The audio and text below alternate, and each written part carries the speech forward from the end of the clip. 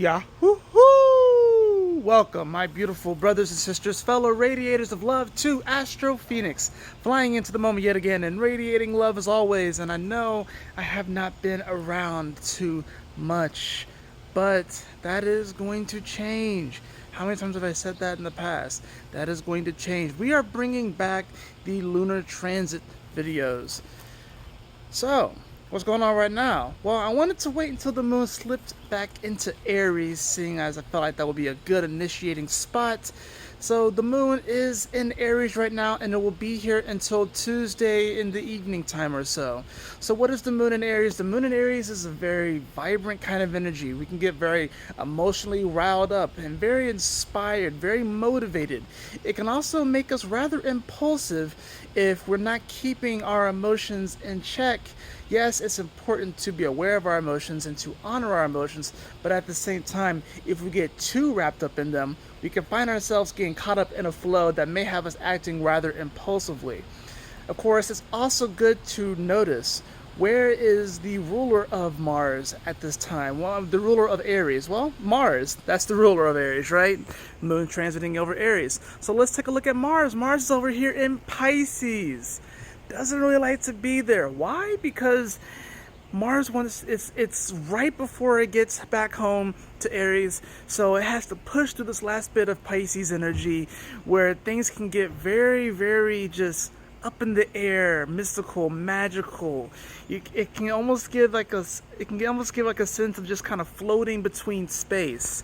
But the good thing about Mars in Pisces is that we can become inspired to take action on our dreams. We can become inspired to take action on really bettering ourselves and really connecting more to ourselves spiritually and therefore the world spiritually. So this will be a good time over the next couple of days. Maybe there's some type of dream of some sort of passion that you had that's kind of gone by the wayside.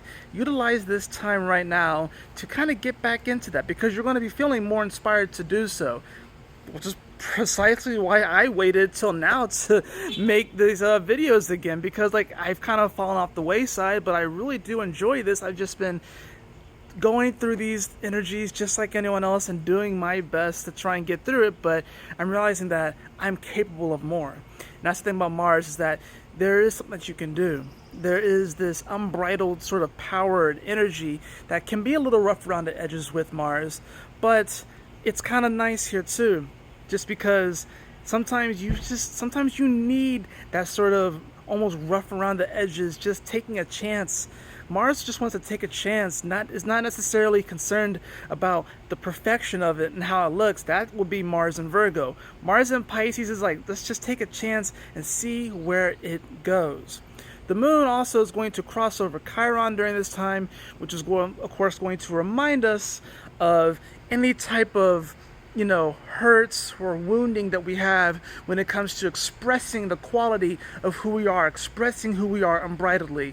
So you may find yourself in a situation over the next couple of days where you may express yourself in a certain way and just be like very forward, honest, authentic, and it may not necessarily be well received. Or here's another example: maybe you are engaging into a passion, right?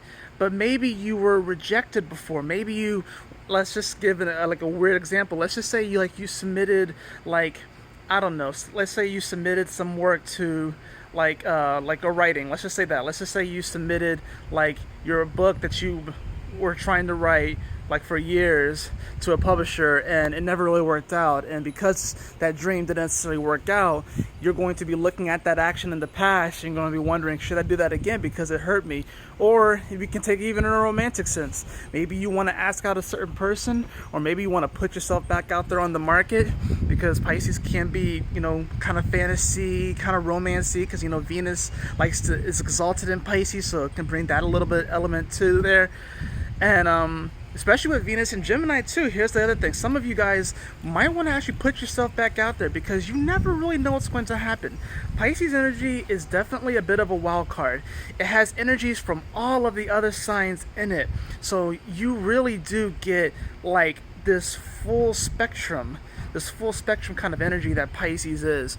So some of you may be wanting to put yourself back out there on the market, and maybe you're afraid to because you've been hurt, because maybe a person in the past didn't really receive you very well. They didn't necessarily click or vibe with your character. But you may be surprised over the next couple of days.